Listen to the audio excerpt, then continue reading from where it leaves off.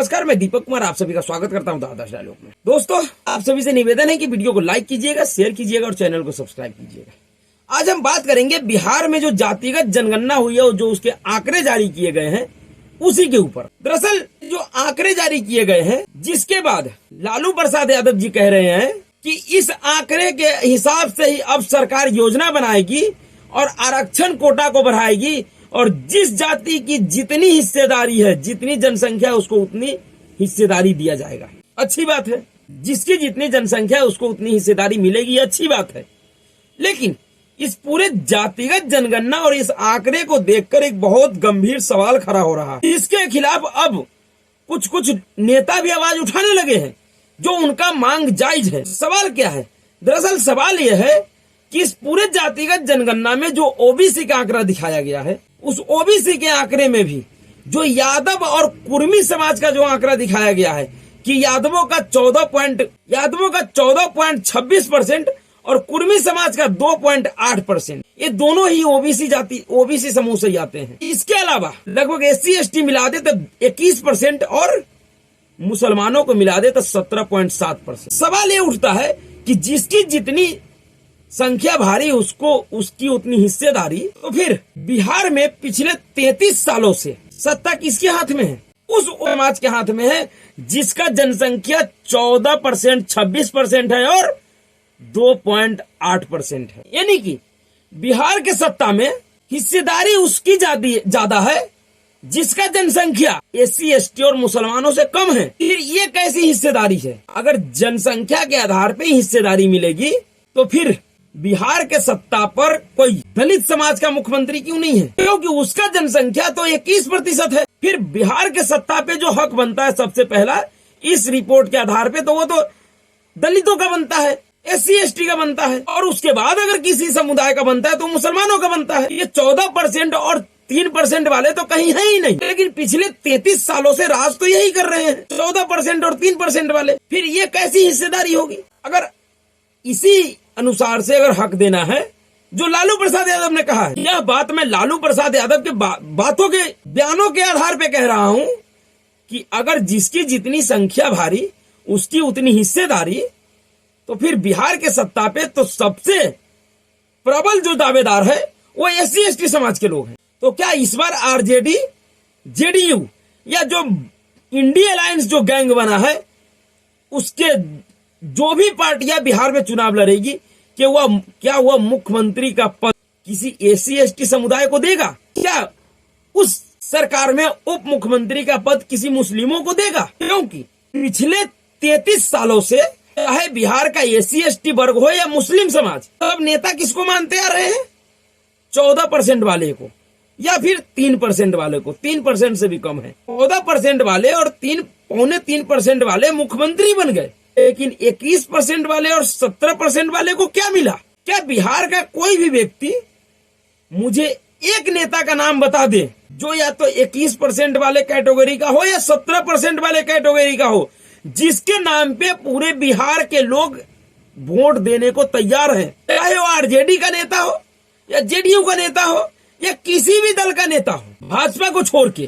क्योंकि मैं इस जातिगत जनगणना में भाजपा को कहीं से कहीं तक नहीं ला रहा हूं, क्योंकि अगर इस जातिगत जनगणना में भाजपा का समर्थन होता, प्रधानमंत्री नरेंद्र मोदी इन जातिवादी नजरियों के ऊपर हमला नहीं बोलता। प्रधानमंत्री नरेंद्र मोदी ने जो हमला बोला है उनका तो आर्ट इस पूरे गैंग में से किसी के पास भी नहीं है। इस तरह से लालू प्रसाद यादव और नीतीश कुमार के इस जातिवादी नशा को इनके ही खिलाफ नरेंद्र मोदी ने हथियार बना दिया है। इससे अब इनकी परेशानी और बढ़ने वाली है, कम होने के बजाय। और इसका मांग उठने लगा है। जीतन राम मांझी जो कि SC/ST समुदाय से ताल्लुक रखते हैं, महादलित समुदाय से ताल्लुक रखते हैं, उन्होंने मांग किया है कि जनसंख्या के आधार पे नीतीश कुमार को मुख्यमंत्री पद से और तेजस्वी प्रसाद यादव को उप मुख्यमंत्री पद से इस्तीफा देना चाहिए। और इस प्रदेश में मुख्यमंत्री पद का अगर सबसे कोई ज्यादा दावेदार है तो वह पिछड़ा और अति पिछड़ा दलित और महादलित समुदाय के लोग हैं। और सब आर्थिक तौर पे भी देखा जाए तो सबसे नगण्य स्थिति में भी बिहार में दलित और महादलित ही हैं, जिसको मेन स्ट्रीम से सत्ता से और सरकारी सिस्टम से जुड़ना अति आवश्यक है, जिसके लिए ही इस देश के संविधान निर्माता बाबा साहब भीमराव अंबेडकर ने आरक्षण का व्यवस्था लागू किया था। आरक्षण किसी ऐसे लोगों के लिए लागू नहीं किया गया था, किसी लालू प्रसाद यादव या रामविलास पासवान, चिराग पासवान नो के लिए लागू नहीं किया गया था, उपेंद्र कुशवाहा के लिए लागू नहीं किया गया था, किसी नीतीश कुमार के लिए लागू नहीं किया गया था। आरक्षण उन पिछड़े समाज के लोगों के लिए किया गया था जिनकी स्थिति दयनीय है। तो क्या बिहार सरकार अपने इसी जातिगत जनगणना के आंकड़े के आधार पे अगले चुनाव में किसी दलित समुदाय के व्यक्ति को मुख्यमंत्री और मुस्लिम समुदाय के व्यक्ति को उप मुख्यमंत्री पद का कैंडिडेट बनाएगा? और अगर नहीं बनाता है तो फिर इस देश के उन समूहों को सोचना, इस राज्य के उन लोगों को सोचना चाहिए जिनकी जनसंख्या 21% और 17% होने के बावजूद भी वह 14% और 2.25% वालों के पीछे खड़ा होना चाहते हैं। तो 33 वर्षों से, पिछले 33 वर्षों से उनके पीछे खड़े हैं। 21% वालों को और 17.5% वालों को अपने पीछे खड़ा करके 14% वाले और 2.25% वाले उनके ऊपर राज कर रहे हैं पिछले 33 वर्षों से, उनका हक मारकर। अब बिहार में जब जातिगत जनगणना हो ही गया है, उनके आंकड़े जारी हो ही गए हैं, तो खास करके दलित, महादलित और मुस्लिम समुदायों को लोगों को आवाज उठाना चाहिए कि हम 14% और 2.25% वाले का नेतृत्व स्वीकार नहीं करेंगे, हम उनके पीछे खड़े नहीं होंगे, हम उनके राजनीति का प्रयोगशाला नहीं बनेंगे। हमें अपना अधिकार चाहिए। जब आपको जाति के आधार पे ही अधिकार लेना है और बिहार के लोग इसी में खुश हैं, तो फिर सही तरीके से अपना अधिकार मांगिए और अपने अधिकार को समझिए कि किस तरीके से ये लोग आपके हक को मार रहा है। और 1-2 महीने से नहीं, पिछले 33-34 वर्षों से मार रहा है।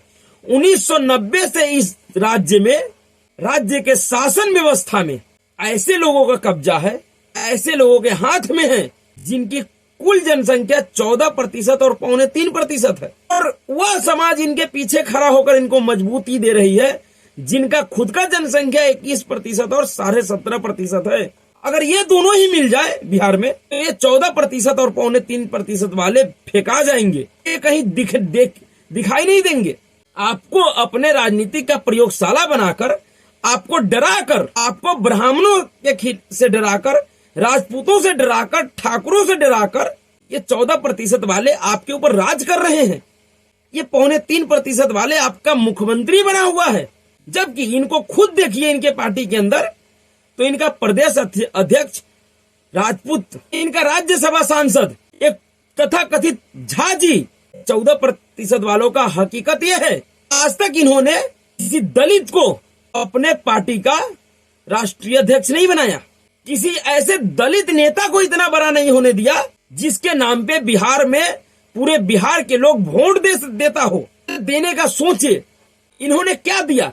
पिछले 33-34 वर्षों के शासन में दलित, महादलित और मुसलमानों को बिहार में इसने क्या दिया भाई, ये आपको पूछना चाहिए ना इनसे। इसके ऊपर ये अपना राजनीति करते आए हैं, जिसके ताकत से आज इनका ना जन्मा बच्चा भी करोड़पति और खरबपति है। और आपको क्या दिया, आपके समाज को क्या दिया?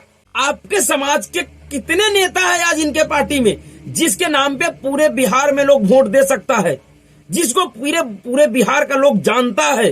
देश को छोड़ दीजिए, मैं देश का बात नहीं कर रहा हूं।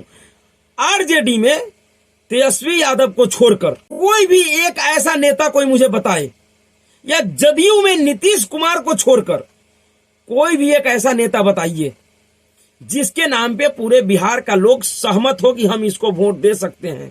35 वर्षों के राजनीतिक कैरियर में अगर ये दोनों लोग जो अपने आप को 14% का आंकड़ा दिखाकर खुश हो रहे हैं, जो जिनका 2.25% का आंकड़ा है, वो पिछले 18 वर्षों से आपके ऊपर शासन कर रहा है, इनसे पूछिए अपने अलावा कोई दूसरा नेता का नाम तो बताइए। तो दलित, महादलित या मुस्लिमों से हो, मुस्लिम समाज से हो, जिसका नाम पूरे बिहार का लोग जानता हो, जिसके नाम पे पूरे बिहार का लोग विचार कर सकता हो, वोट देना तो दूर की बात है। एक नेता नहीं मिलेगा आपको ढूंढने से। और ये लोग कह रहे हैं कि हम आंकड़ों के आधार पे सबको हक देंगे। तो अब मांगिए इनसे, अपने आंकड़ों के आधार पे ही इनसे हक मांगिए, सिर्फ नौकरी में मत मांगिए, नौकर बनने के नाम पे मत उलझिए। आप खुद सोचिए कि आपके बच्चे के पास ग्रेजुएट पोस्ट ग्रेजुएट का डिग्री है, आप उसको नौकर बनाने पे तुले हुए हैं, और जिसके बेटा के पास 8वां 9वां का सर्टिफिकेट भी नहीं है, वो 9वीं फेल है, वो सोच रहा है कि उसका बेटा आपके ग्रेजुएट और पोस्ट ग्रेजुएट बेटा के ऊपर बैठ के राज करे, उससे अपना काम करवाए, उसको अपना लेबर मजदूर समझे। सिर्फ अधिकार नौकरी में मत मांगिए। अगर अधिकार मांगना है, सच में अगर आपको अधिकार चाहिए, तो अधिकार अपना सत्ता में मांगिए, राजनीति में मांगिए, जहां से इस राज्य के लोगों का भविष्य तय होता है, उस जगह पे अपना अधिकार मांगिए।